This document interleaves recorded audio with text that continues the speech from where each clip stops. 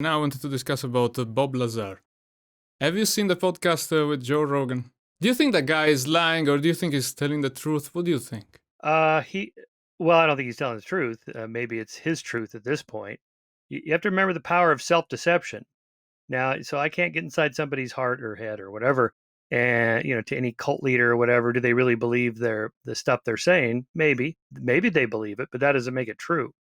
So whether Bob Lazar, is totally deluded or he's just making stuff up, I don't know.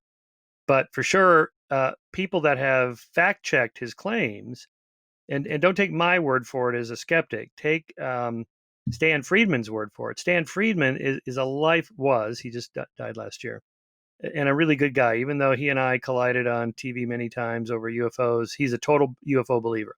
Absolutely, they've come here. Now, to his credit, he's never had any personal experiences, never been abducted, never seen a UFO.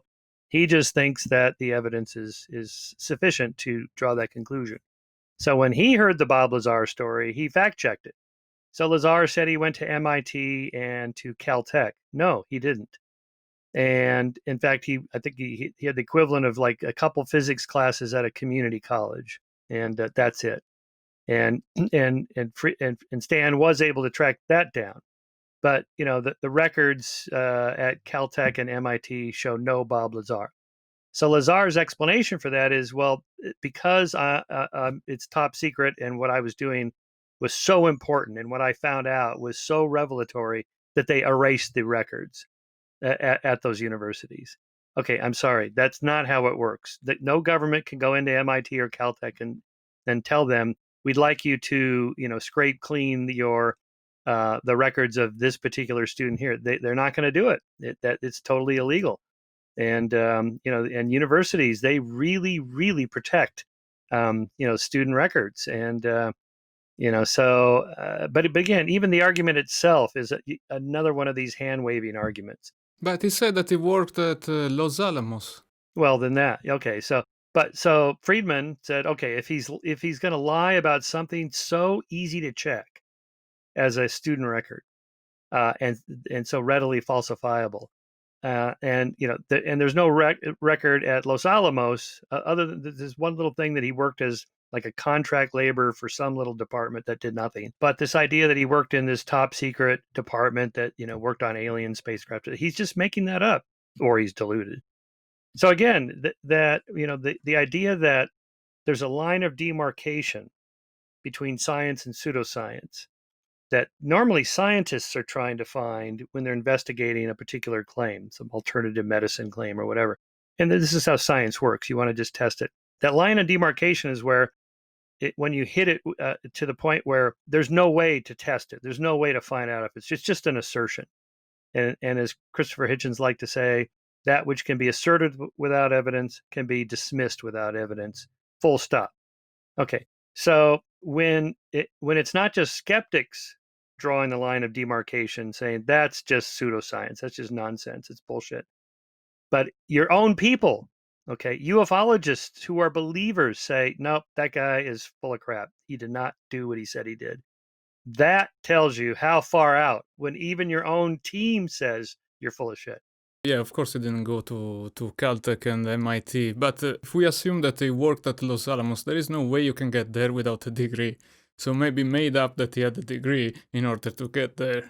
Yes, okay. So, but again, we're going further down the rabbit hole of hand waving to erase, to kind of distract from the fact that that there's no evidence for these claims.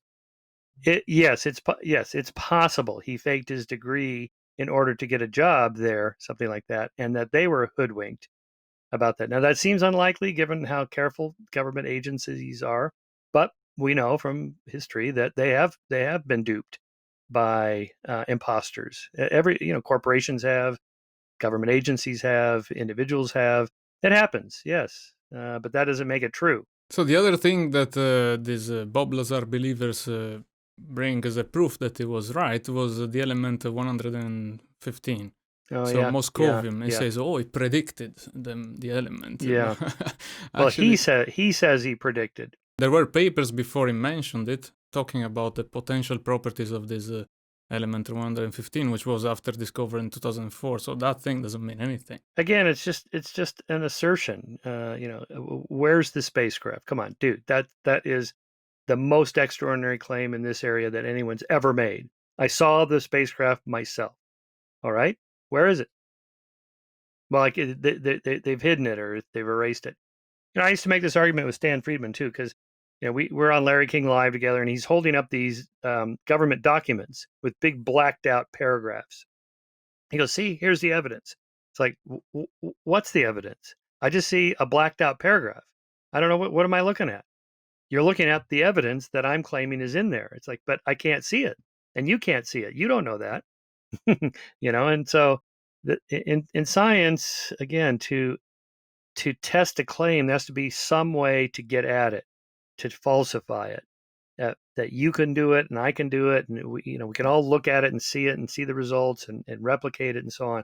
It's one of the problems of the replication crisis we're going through now, is that some of those standards were lowered or hacked a little bit under the publisher parish pressures and so on. So yes, that does happen, but it's always the scientists themselves that catch the errors, the fraud, the mistakes, and so on. Almost never outsiders. It's almost always an insider, graduate student that sees some shenanigans going on with the primary investigator and principal investigator, and then blows the whistle. That's why we have whistleblower laws.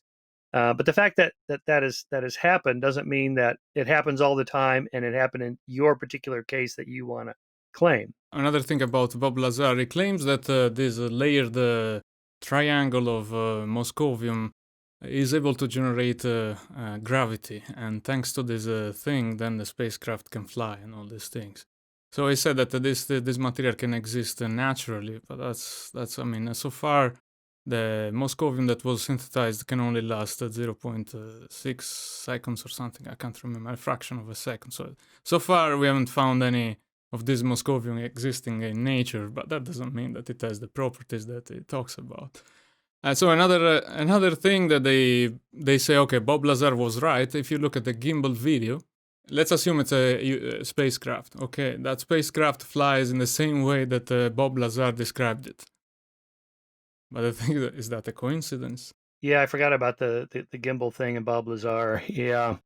Again, this is kind of after the fact reasoning, where someone like him will say, well, look, I said something like that, years ago or whatever. Again, that's a sort of post hoc reasoning that's not really acceptable. It's not a reliable avenue to knowledge. In any case, because of all the other reasons, again, just go right back to he lied about his credentials. In academia, if you lie about your credentials, you're out. Your career's over. That's it. Okay, so the other thing I wanted to discuss is the documentary Mirage Man by Mark Pilkington, where they talk about Richard Doughty. Richard Doughty was a government official that was tasked to feed false information, deceptive information to UFO researchers. And one of them was Paul Benowitz. And so this Benowitz guy was fed with so many fake information about UFOs and aliens that went crazy, and he was hospitalized actually. And so this Richard Doughty says that this is part of the government strategy to cover up military devices. So let's say that there is some curious guy that is taking pictures in a restricted area, and then what we do is that we tell him, okay, look, these are UFOs, and this is the story. We're gonna give you information and so on, so that the information spreads virally to the UFO community. Right. So sort of a false flag operation. Yeah, kind of. I haven't seen this film. I don't know the detail. I don't know this case at all. That's why I was thinking, is it possible that maybe Bob Lazar was brought to a facility where they staged an alien spacecraft and they told him? I don't know. Ask Bob Lazar. He may inculcate that into his memories.